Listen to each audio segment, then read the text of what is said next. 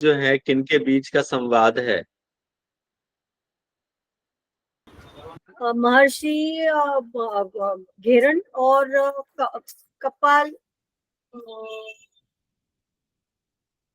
कपाल राजा चंड चंड कपाली के चंड बीच का कपाली। संवाद। यस सर, यस सर, ठीक है।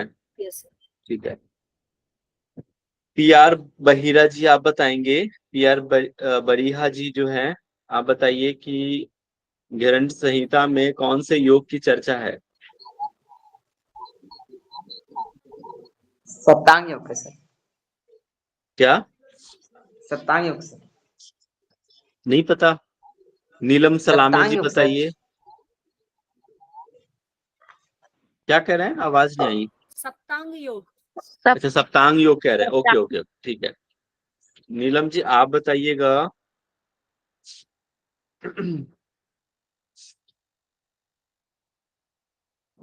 Yes sir. हाँ, आप बताइए कि ये जो ग्रंथ संहिता है, इसमें जैसे सप्तांग योग की चर्चा है, तो कौन कौन से हैं? सप्तांग योग में क्या क्या आता है?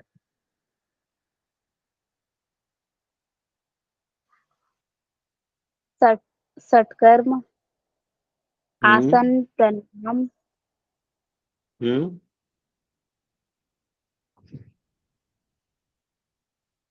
बताइए।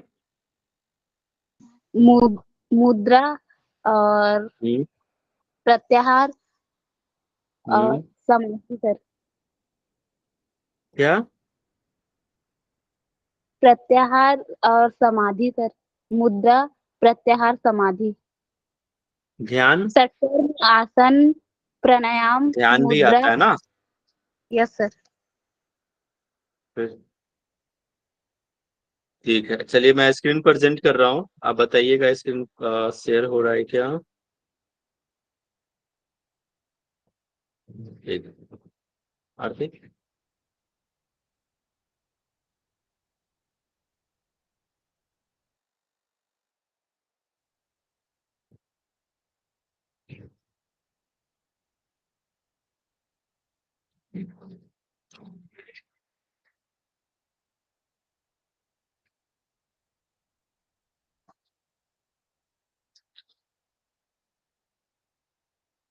आप लोग साथ में शॉर्ट नोट्स बनाते भी रहिएगा।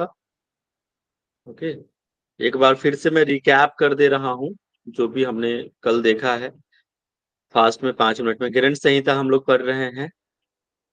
इसमें टोटल 7 अध्याय है। इसमें सप्तांग योग की चर्चा करी गई है, और ये घट पे आधारित, घट मतलब होता है शरीर पे आधारित ये योग है। इसके रचयिता जो है महर्षि ग्रंथ, प्रणेता जो है महर्षि ग्रंथ है। और ये संवाद जो है राजा चंडकपाली और महर्षि घरंड के बीच है। ये 17वीं शताब्दी का ग्रंथ माना जाता है।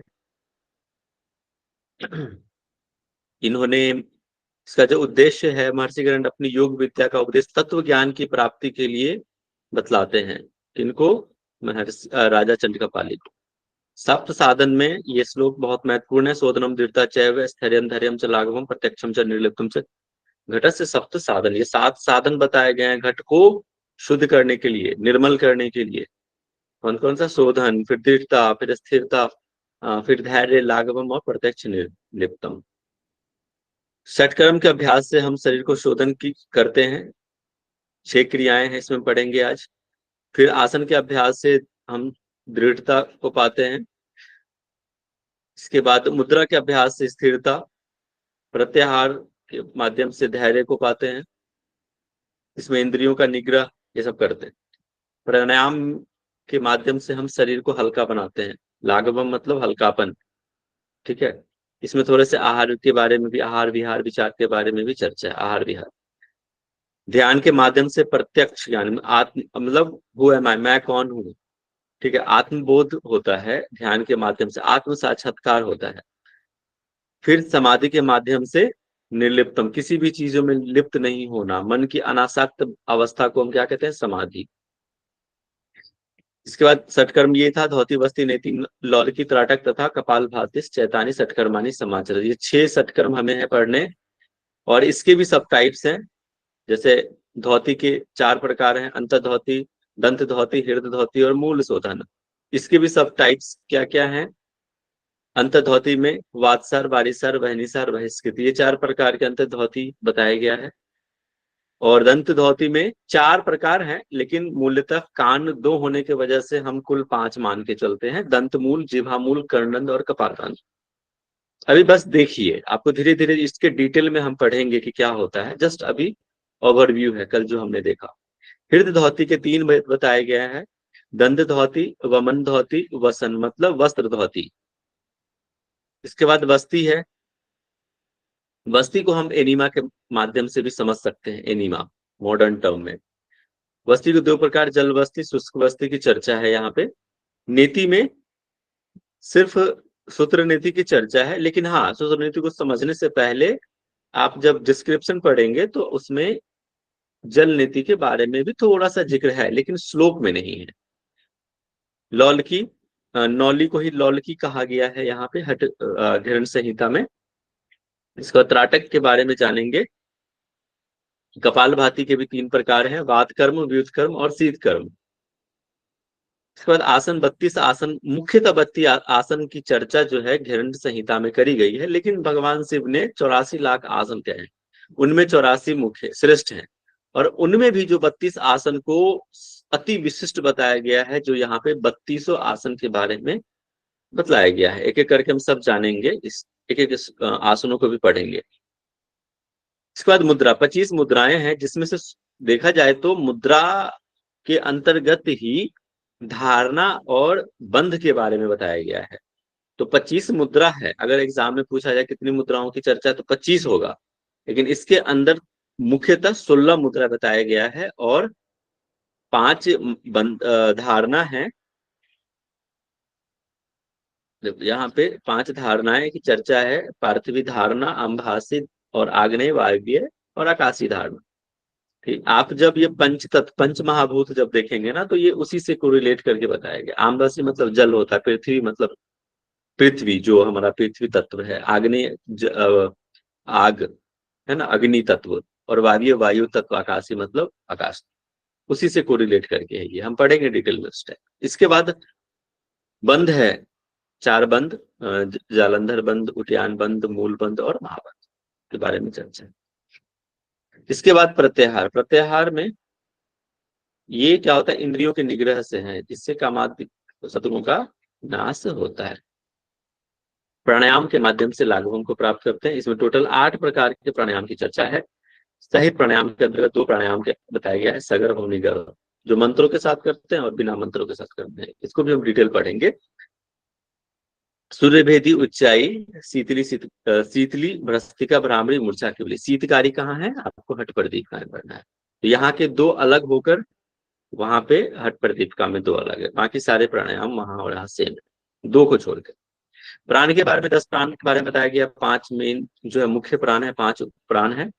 प्राणायाम का अभ्यास जो है कैसे, किस स्थान पे करना चाहिए, किस समय करना चाहिए, कौन सा समय बेहतर होता है, आहार क्या होना चाहिए आपकी, और नाड़ी शोधन के बारे में चर्चा करी गई है। ये रेशियो है 16, 64, 32, ये प्राणायाम का रेशियो बताया गया है। कई रेशियो होते हैं, 1:2:2, 1:4:2, लाइक दिस।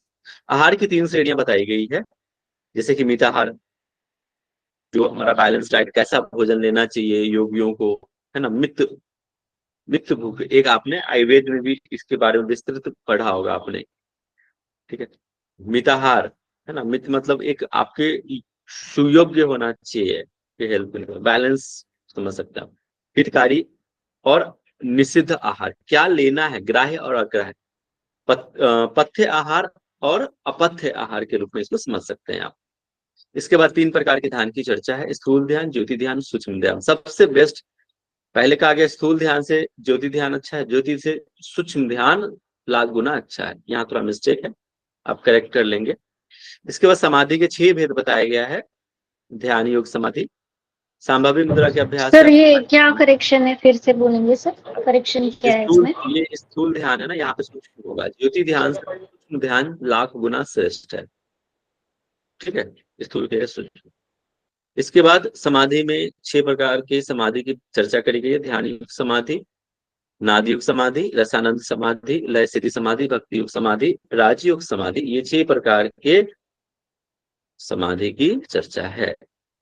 तो ये हमें टोटल पढ़ना है, यही सिलेबस है एक्चुअली, और इसी में हम डीप धीरे धीरे गोता लगाएंगे। ये समझ में आ गया आपको? कंप्लीट समझ में आया तो फिर मैं नेक्स्ट स्लाइड को प्रेजेंट करूंगा। बुक क्लियर है सबको ना? Yes sir. तो बता दीजिए वो। Very good. किसी को कोई डाउट हो तो आप नोट कर सकते हैं, अति विशिष्ट कोई आवश्यकता हो तो भी आप अपने माइक अनम्यूट करके बताएंगे, अदरवाइज आप नोट कर लीजिए, क्लास के एंड में आप पूछ सकते हैं। ग्रंथ के बारे में तो बेसिकली हमने आपको बता ही दिया है, ग्रंथ परिचय क्या है कैसे है, उसी के बारे में यहाँ पे है। हम डायरेक्ट आते हैं श्लोक पे। ओके, थोड़ा सा इसको मैं बराबर कर लूं, अब ठीक है। आदि ये प्रार्थना है एक्चुअली स्टार्टिंग में। आदिश्वराय प्रणमामि तस्मै येन उपदिष्टा हठ योग विद्या विराजते प्रणुत्तराज योग माधुरुच। कि भाई कह रहा है कि जो राजयोग की इच्छा रखते हैं, ठीक है, जो राजयोग की पाने की इच्छा रखते हैं उनके लिए कह रहा है कि पहले सबसे पहले आदि को क्या है, भगवान शिव को नमस्कार किया, प्रणाम किया है कि जिन्होंने हठ योग विद्या का उपदेश दिया है, ठीक है।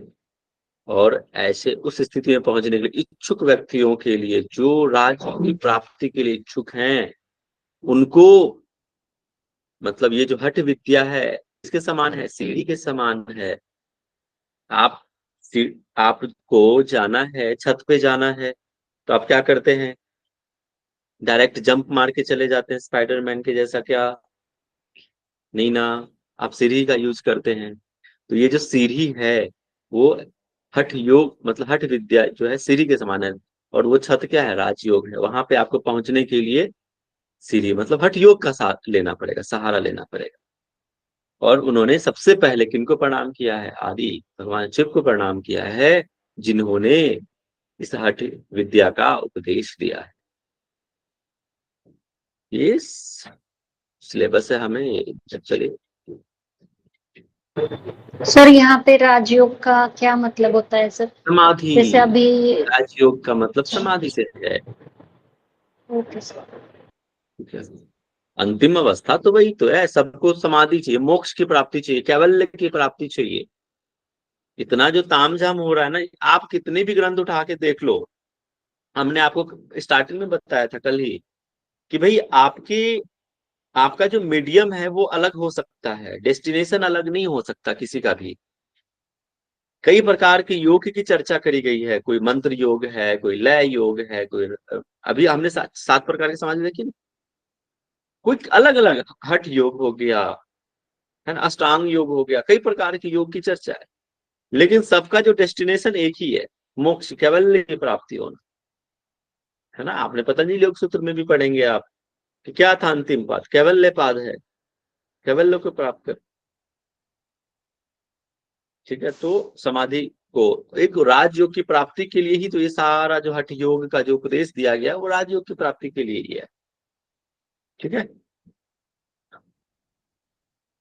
एकदा चंड ओम एकदा चंड कपाली गत्वा घिरंड कुटीरम प्रणम्य विनयाद भक्त्या घिरंडम परिपिक्षति। कह रहा है कि एकदा चंड कपाली गत्वा घिरंड कुटीर, कि एक बार चंड कपाली जो राजा चंड कपाली हैं वो घिरंड कुटीर मतलब घिरंड मुनि के कुटी में जाते हैं, और प्रणम्य विनम्य विनम्र पूर्वक प्रणाम करके,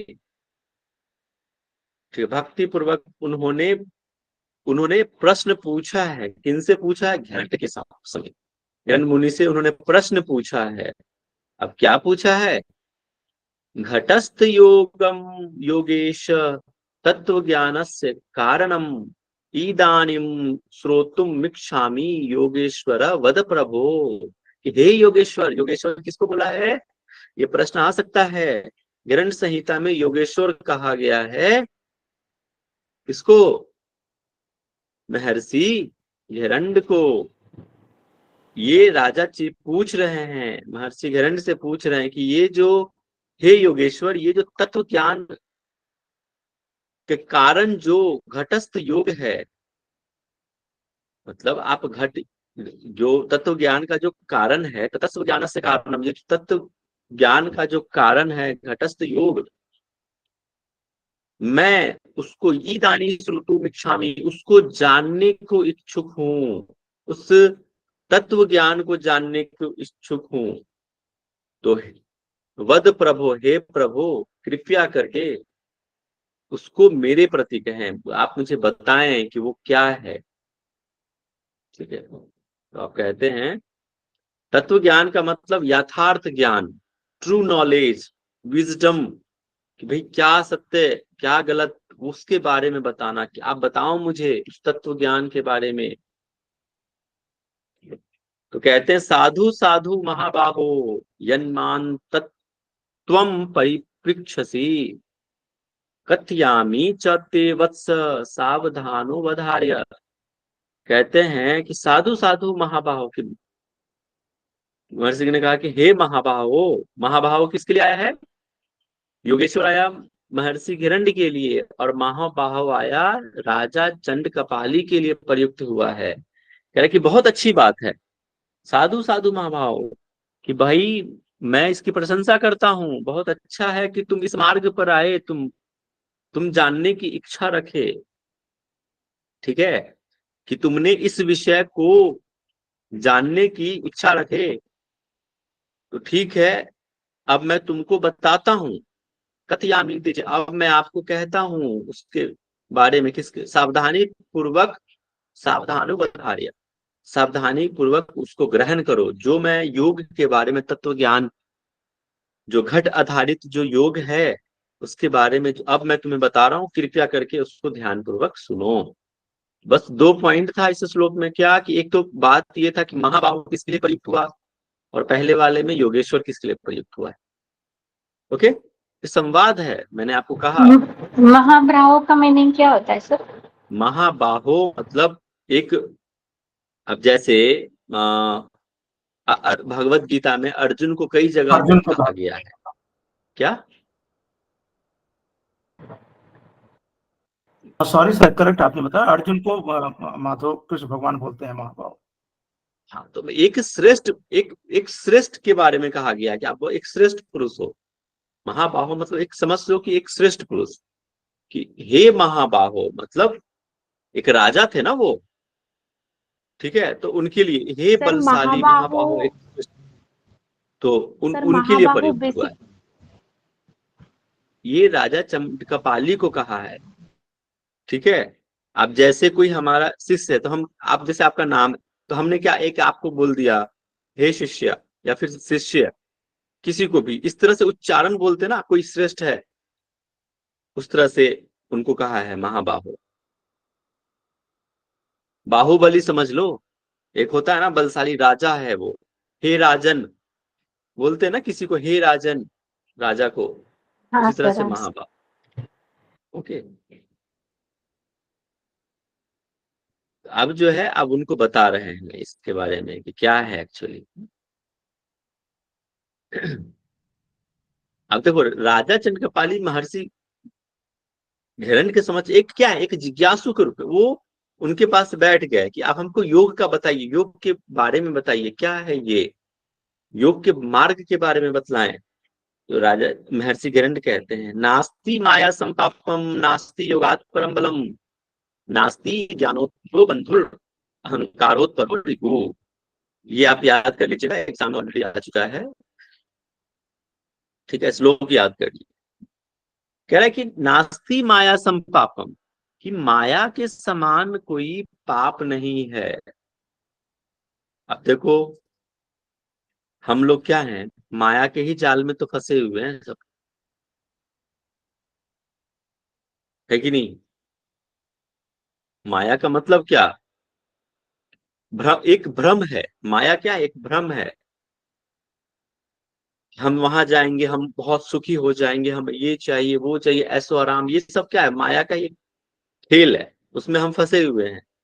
लेकिन सत्य जो है, हमें जो भगवान का जो मार्ग है वो क्या है? वो सत्य यथार्थ ज्ञान है। वहां से आप आपको खुद को इनलाइटमेंट वहां से कर सकते हो, ना कि इस माया के चंगुल में फंसकर। ठीक है, यहां से आपको कुछ सारे ही चीज जो है नश्वर है। ठीक है, आपको पता है कि कुछ भी नहीं टिकने वाला, फिर भी हम उसी जाल में फंसे हुए हैं, उसी कीचड़ में हैं। ये ऐशो आराम, धन दौलत, कुछ भी, ये सब क्या है? माया का ही खेल है, उसमें हम फंसे हुए हैं। और ये सब क्या है? तत्क्षणिक है। तो कह रहा है कि ये जो माया है उसके समान कोई दूसरा पाप नहीं है। नास्ति योगात परम बलम, और योग के समान कोई बल नहीं है। आप योग से देखो, अपने शारीरिक, मानसिक, बौद्धिक, आध्यात्मिक, वैचारिक, सबका उत्थान कर सकते हो, अपने जीवन का उत्थान कर सकते हो, खुद को ऊर्ध्वगामी बना सकते हो योग के माध्यम से। खुद को स्वस्थ, सुखी, आपने WHO के अनुसार क्या है हेल्थ का परिभाषा? फिजिकल, मेंटल, स्पिरिचुअल और क्या है? सोशल वेलबींग होना चाहिए। आप सबसे अच्छा उदाहरण आपको मैं बताता हूं, स्वच्छ ये इसका आयुर्वेद के अनुसार। किसी को पता है? एनीवन? हेल्थ की परिभाषा आयुर्वेद के अनुसार हाँ सर। क्या है बताइए?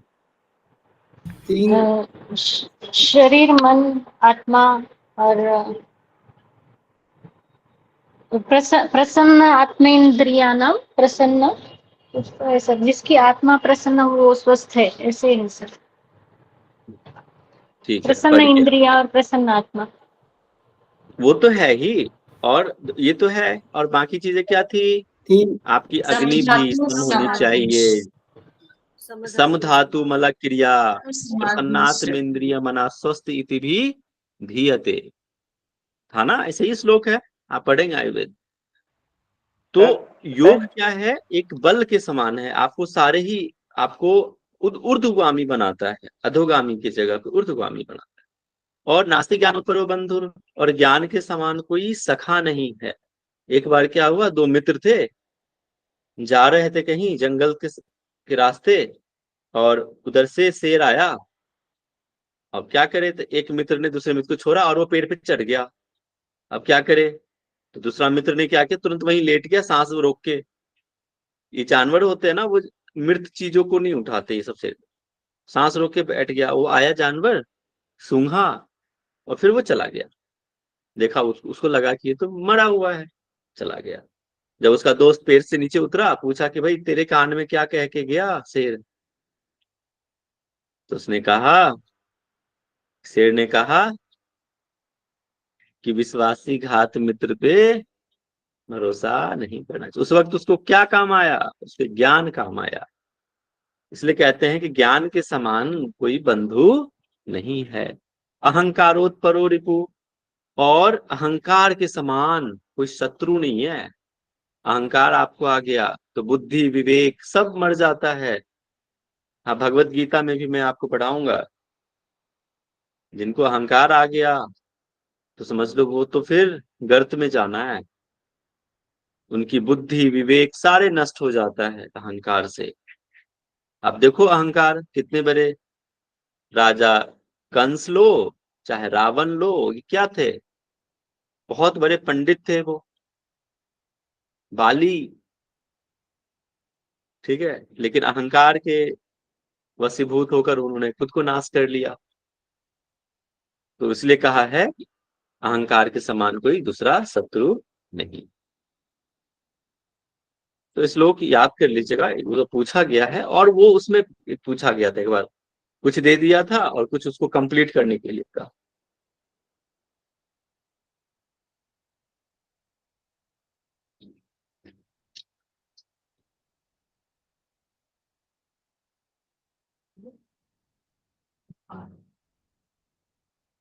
अभ्यासात कादिर्वर्णानाम यथा शास्त्राणि बोधये, तथा योगम समासाद्य तत्व ज्ञानम च लभ्यते। कह रहा है कि जैसे आप, अच्छा बताओ, आप लोगों ने क्या किया बचपन में? अल्फाबेट पहले सीखा है ना, कवर्ग आदि ये सब वर्ण सीखा कि नहीं सीखा? तभी तो आगे आप वर्ड बनाना, फिर सेंटेंस बनाना, फिर जाके पैराग्राफ, इस तरह से सीखा आपने।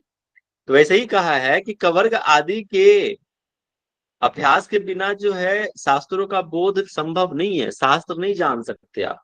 तो शास्त्रों को जानने के लिए आपको कवर्ग आदि वर्णों का अभ्यास सही पूर्वक होना चाहिए, कैसे उच्चारण करना है, किस तरह नहीं करना है, शास्त्रों का अध्ययन तभी होता है उसके बारे में। तो ये कवर्ग आदि वर्णों का क्रम पूर्वक अभ्यास करने से ही शास्त्रों का बोध संभव है। वैसे ही योग का अभ्यास करने से ही तत्व ज्ञान की प्राप्ति होती है। जिस श्लोक को मैं स्टार्ट करूं उसको आप रट लेना अच्छे से। सुकृतै दुष्कृतै कार्यै कार्यैर जायते प्राणिनां घटः घटात् दुपत्यते कर्म घट यंत्र च भ्रमेत। कह रहा है कि देखो ये जो हमारे इंसान क्या है, कर्म करता है, चाहे वो अच्छे कर्म करे चाहे बुरे कर्म करे, सकाम कर्म करे या निष्काम कर्म करे, या कोई भी कर्म कर रहा है, कुछ भी कर रहा है, ठीक है, अच्छा बुरा, वो क्या होता है स्टोर बॉक्स में, चित्त में, संस्कार में स्टोर हो जाता है। और यही हमें जन्म मरण के बंधन में घुमाते रहता है, घुमाते रहता है। समझ रहे हो? जब तक चाहे अच्छे करो चाहे बुरे करो, अच्छे का अच्छा बुरे का बुरा, लेकिन आपको जन्म मरण के बंधन में बंधना ही पड़ेगा, क्योंकि आपने कर्म किया है। लेकिन इन सब से परे मैं आपको पढ़ाऊंगा, जो त्रिगुणातीत आप पढ़ेंगे पतंजलि योग सूत्र में, जो तीनों गुणों से भी बढ़ जाता है, वो फिर मोक्ष को प्राप्त होते हैं, वो जन्म मरण के बंधन से मुक्त हो जाते हैं। जो त्रिगुणातीत होते हैं, आप 3 गुण आपको मैं बताऊं कौन कौन से होते हैं, रजस तमस सात्विक। जो सात्विक प्रवृत्ति के भी होते हैं ना, उनको भी जन्म मरण के बंधन में बंधना पड़ता है। लेकिन जो तीनों गुणों से त्रिगुणातीत हो जाता है, तीनों गुणों से परे हो जाता है, वो फिर मोक्ष को प्राप्त होते हैं, वो फिर जन्म मरण के बंधन में नहीं बंधते। वही कह रहा है कि प्राणियों के शरीर सुकृत दुष्कृतों के कर्मों से ही उत्पन्न होते हैं, शरीर से कर्म और कर्म से शरीर की उत्पत्ति होती। इसके बारे में जब आप भगवत गीता पढ़ेंगे ना, तो बहुत विस्तृत से हम इस पे चर्चा करेंगे, ठीक है, कि क्या होता है ये। बट अभी तो छोटा सा है ये, इतना ही समझिए। कह रहा है कि ऊर्ध्वा धो भ्रमयेत यद्वत् यद्वत् घटी यंत्रम गत्वाम वसात तद्वत् कर्म वसा जज्जीवो भ्रमते जन्म मृत्यु भी। आप लोग सोच रहे होंगे कि सर इतना श्लोक इस तरह के, तो देखो सारे श्लोक आपको रटने की आवश्यकता नहीं है, ठीक है, बट फिर भी मैं आपको श्लोक के साथ पढ़ा रहा हूं। क्यों? क्योंकि एग्जाम में श्लोक का ही रेफरेंस लेकर पूछा जाता है, ना कि आपके अर्थ और व्याख्या को देखकर। यहीं से उठाया जाएगा क्वेश्चन, ठीक है, श्लोक से उठाया जाएगा। इसीलिए हम लोग इस श्लोक पे ही फोकस कर रहे हैं। तो कह रहा है कि जिस प्रकार बैलों के चलते, आप देखा होगा कि एक बैल होता है रहट, और वो ऐसे रहट घूमता रहता है, और जैसे कुआं से पानी निकलता है और वो घूम रहा है, चक्की चारों तरफ से घूम रहा है घूम रहा है, और जिसको पानी चाहिए वो पानी बाहर निकल के ना, रहट आपने देखो। या फिर खेतों में भी पहले के जमाने में ऐसा हुआ, अब तो पहले मोटर आ गया है, लेकिन पहले रहट हुआ करता था इस तरह से, ठीक है। अगर खेतों में पानी देना होता है तो देखना कुएं के पास वो घूमते रहता है बैल चारों तरफ, और पानी निकल के फिर वो खेतों में जाता है। तो वैसे ही कह रहा है, प्राणी भी क्रमवश में जन्म मृत्यु के संसार के चक्र में घूमता रहता है, घूमता रहता है, घूमता रहता है। कहते ना कि कितने ही योनियों में इंसान जो है जन्म लेता है। इंसान एक योनि है, फिर जैसे गाय को, तो कोई भी जानवर में भी जन्म वो भी होता है। अगर आप बुरे कर्म कर रहे हैं तो हो सकता है आपकी जन्म किसी अन्य जीव जंतु कीट पतंगों में हो, कुछ अच्छे कर्म किए हैं तो इंसान में होगा, ठीक है, इस तरह से। और कर्म बंधन से जब मुक्त होना, जब त्रिगुणातीत आप हो जाते हैं, तब जाके आप ये सब चीजों से दूर हो जाते हैं, कर्म बंधन से मुक्त हो जाते हैं। आम कुंभ देखो, आम कुंभ इवाम भस्तो जीर्णमान सदा घट योगान लेना संदृह घट शुद्धिम समाचरित। अब जैसे देखो, आपके घर में जैसे अगर आप घर मिट्टी गर्मी का समय आ गया अगर रहता है तो आप क्या घड़ा लेके आते हो घर पे, तो वो क्या होता है, कुम्हार उसको पकाता है अच्छे से। अगर वही कच्चा घड़ा ले आए और पानी रखो तो क्या कितनी देर तक टिकेगा? वो नहीं टिकेगा ना, वो तुरंत टूट जाएगा, घड़ा गल जाएगा, है ना। तो उसको हम पकाते हैं। वैसे ये शरीर है, घट शुद्धि के लिए आपको पकाना पड़ेगा शरीर को योग के अभ्यास से, तब जाके आपका शरीर जो है परिपक्व होता है। ठीक है, किसके? योगाभ्यास इसलिए आवश्यक है कि अपने शरीर को पकाएं, तब जाके घट की शुद्धि होती है, शरीर की शुद्धि होती है।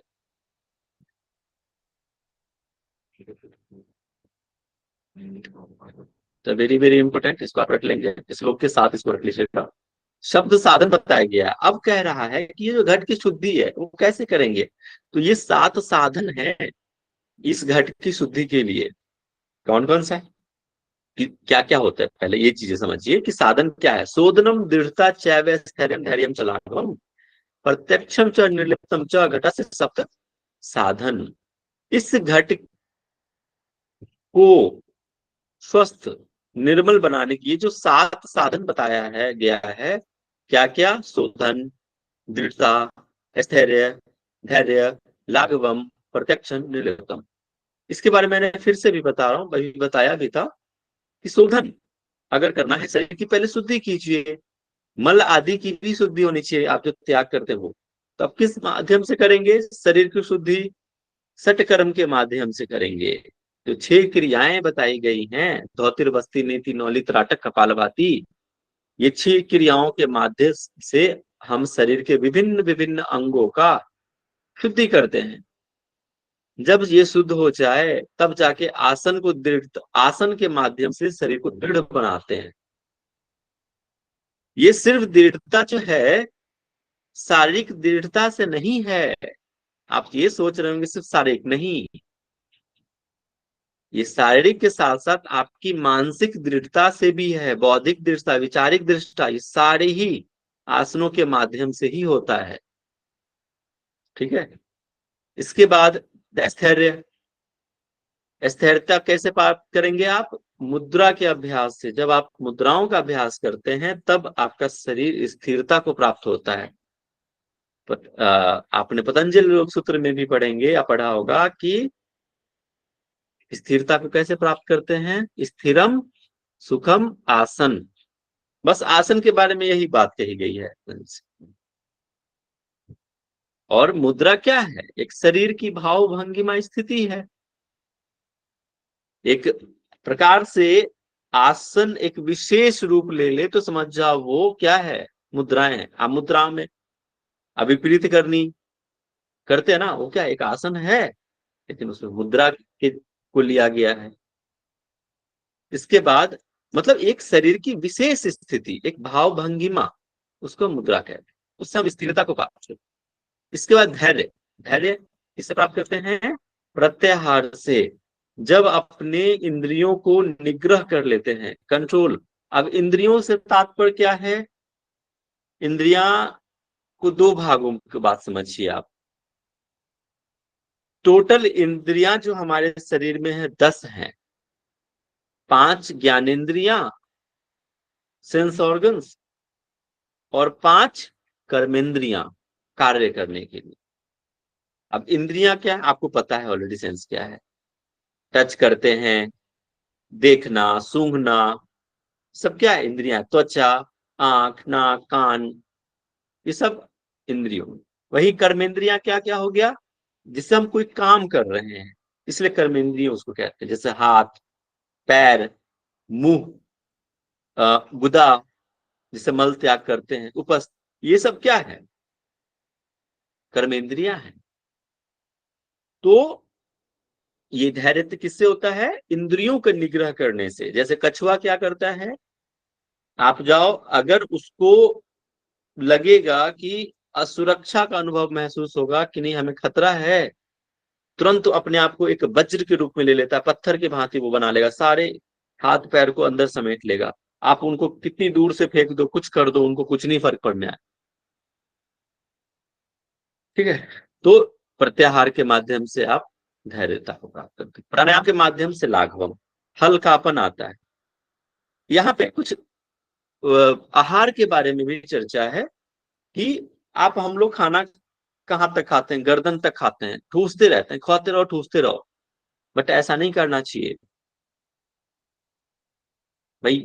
आप योग के विद्यार्थी हैं, योग के स्टूडेंट हैं, आयुर्वेद में भी इसके बारे में जिक्र है। कहते हैं कि जो एक वक्त खाए वो योगी, 2 वक्त खाए वो भोगी, 3 वक्त खाए वो रोगी, है ना, सुना होगा। इसलिए आहार का बहुत बड़ा रोल है।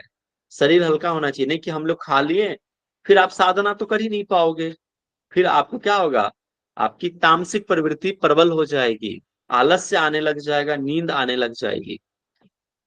इसीलिए शरीर को हल्का बनाना हो तो आधा पेट खाओ, फिर उसका आधा वायु और उसका आधा जल के लिए छोड़ दो, ये नियम है, समझ गया। तो शरीर को हल्का बना, लाखों आहार का नियम को प्रॉपर फॉलो करना है। आप देखो आहार के बारे में वैसे तो और विस्तृत आगे है, जैन धर्म में बहुत इसके बारे में अच्छा से बताया गया है कि सूर्योदय के बाद और सूर्यास्त से पहले खा लेना चाहिए। उस वक्त क्या है, जो हमारे बॉडी के जो बायो जो फंक्शनिंग है वो प्रॉपर, जो डाइजेशन प्रॉपर होता है। ठीक है, खैर इसमें इतना डीप नहीं जाते हैं अभी फिलहाल। प्रत्यक्ष, इसके बाद प्रत्यक्ष किसी भी आत्म साक्षात्कार समझिए कि मैं कौन हूं। तो आत्म साक्षात्कार की प्राप्ति आप ध्यान के माध्यम से करते हैं। ये प्रत्यक्ष वो वाला प्रत्यक्ष नहीं है जब आप पतंजल योग सूत्र में पढ़ेंगे, ये अलग है। आत्म साक्षात्कार निर्लिप्त, किसी भी चीजों में लिप्त ना होना, उसी को कहते हैं निर्लिप्त। ये क्या है, ये कैवल्य की अवस्था है, राजयोग की प्राप्ति है, ये समाधि की अवस्था है। ठीक है, इसमें ही हम पढ़ेंगे 6 प्रकार की समाधि। ओके, ये 7 सप्त साधन बताए गए। अभी टाइम है हमारे पास ना 15 मिनट, ठीक है। अभी क्लियर है सबको, ये बताइए, फिर हम आगे बढ़ते हैं। ओके,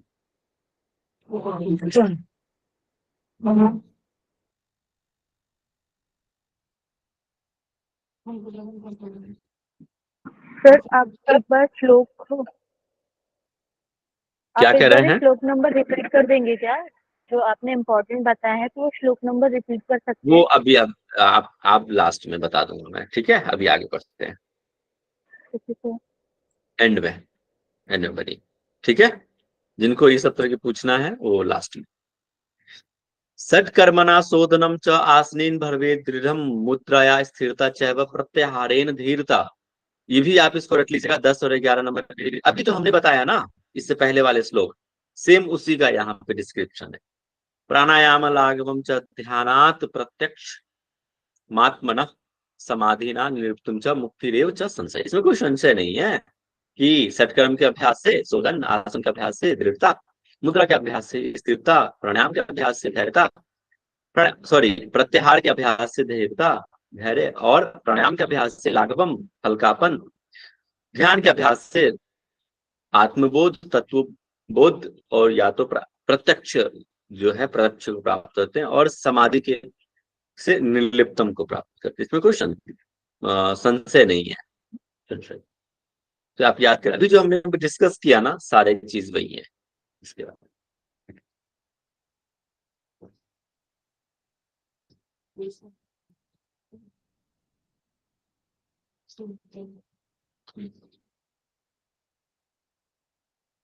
कोई श्लोक छूट जाए तो तुरंत बता दीजिएगा, है ना। धौतिर वस्ती, आप देखो सटकर्म क्या क्या है, आपको हमने बताया कि भाई 6 सटकर्म है, कौन कौन से हैं। धौतिर वस्ती तथा धौतिर वस्ति तथा नेति लौल की, यहाँ पे लौल की है इसी को नौली कहते हैं। लौल्की त्राटकम तथा कपाल भातिश चैतानी सटकर्माणी समाचरित। ये जो 6 कर्म बताया गया है, कौन कौन सी, धौतिर वस्ती नेति लौली त्राटक कपाल भाती, इसको आप याद कर लेंगे। ये प्रश्न कैसे कैसे पूछा जाता है? पूछा जाएगा सीक्वेंस में, कि सीक्वेंस में लगाएं। सेम सटकर्म जो है हठ प्रदीपिका में भी है, लेकिन सीक्वेंस अलग है, वहां पे सीक्वेंस अलग है। धोतिर वस्ती, नौली त्राटकम नौली। हाँ जी, उस सीक्वेंस अलग है, यहाँ सीक्वेंस अलग है। तो आप कंपेरेटिव स्टडी जब आप करोगे तो उस वक्त अच्छे से करना है। तो ये क्वेश्चन इसलिए महत्वपूर्ण है, क्यों? क्योंकि सीक्वेंस में क्वेश्चन पूछा जाएगा, इस सीक्वेंस में लगाएं। okay?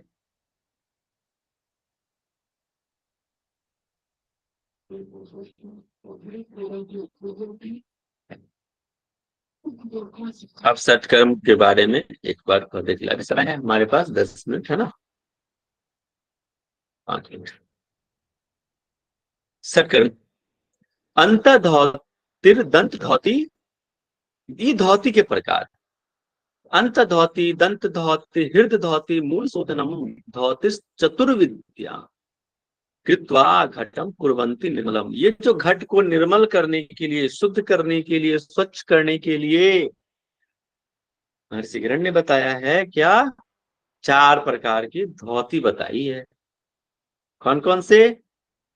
अंत धौती, दंत धौती, हृदय धौती और मूल शोधन। ये 4 आप याद कर लीजिएगा। अब इसके भी सब टाइप्स हैं। अब देखो, अंत धौती से अब एक एक करके थोड़ा सा मैं इसके ब्रीफ में बता देता हूँ, छोटा सा, कि क्या होता है ये अंत धौती। हमारे जो किसका, इसमें 3 चीजों का प्रयोग किया जाता है, हवा, पानी, कपड़ा। अंत धौती जब आप इसको डिटेल में पढ़ेंगे ना, अंत धौती के प्रकार, वातसार, वारिसार, वहनीसार, बहिष्कृत, क्या क्या यूज करते हैं, हवा, पानी, कपड़ा, धौती में, ठीक है, अंत धौती में। तो ये जो धौती है आपका इसोफेगस, मतलब जो आहार नली है उसका, और अमाशय का क्लींजिंग करता है। वस्ती क्या करता है? आपके लार्ज इंटेस्टाइन, मलगुदा द्वार का वो क्लींजिंग करता है।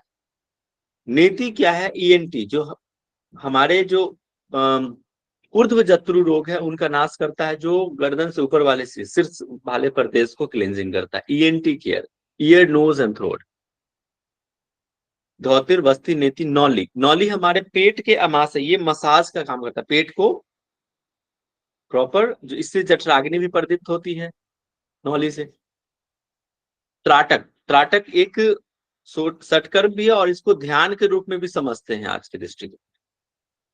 त्राटक, त्राटक से क्या होता है? जो हमारे जो चक्षु के रोग हैं, आंखों के जो दोष हैं, उनको ठीक करता है, और कहते हैं दिव्य दृष्टि भी मिलती है। और इसका एक बड़ा अच्छा बेनिफिट है। जब मैं त्राटक पढ़ाऊंगा ना तो इसके बारे में डिटेल बताऊं। कपाल भाती, कपाल का शोधन करता है। अंत धौती के बारे में जानते हैं। वात सारम, वारी सारम, वहनी सारम, बहिष्कृतम घट से निर्मला, अंत धौती चतुर्विद्या। ये जो अंत धौती के 4 प्रकार कौन कौन से बताएं? वातसार, वारिसार, वहनीसार, बहिष्कृत। इसको मैं पढ़ा देता हूँ पहले, आज इसको कंप्लीट कर लेते हैं, फिर कोई ज्यादा तो नहीं हो रहा है, फिर हम कल करेंगे, क्योंकि अभी तो स्टार्टिंग भी है। चलिए ठीक है, कल हम लोग पढ़ लेंगे, ज्यादा बर्डन नहीं होना किसी बात पूरे में। अंत धौती से कल हम पढ़ेंगे। आप इतने तक पढ़ के आइए, अगर किसी को समस्या हो तो अभी पूछिए, इसको हम कल देखेंगे। एक ही दिन में इतना नहीं होना चाहिए। हेलो, ऑल ओके सर जो, हाँ सर, जो बुक्स है ना उनके अगर एक साथ लिस्ट भेजेंगे ना तो मंगवाने में एक साथ आसान पड़ेगा सर। अभी कुछ दिनों में मिल जाएगा, मैं बात करता हूँ, और आप भी एक बार और मैसेज ये कर श्लोक लीजिएगा हमारे किस तरह पास बुक के नहीं लिए। है ना? आप पीडीएफ आपके पास है इसका? हाँ, अभी कल का है, आज का तो अच्छा। नहीं है। नहीं, इसका जो गेरंट संहिता का अभी जो मैं पढ़ा रहा हूँ ना, हाँ, ये इसकी पीडीएफ होनी चाहिए आपके पास, मैं भेज दूंगा। अगर बुक नहीं वो है तो पीडीएफ पीडीएफ भी नहीं है।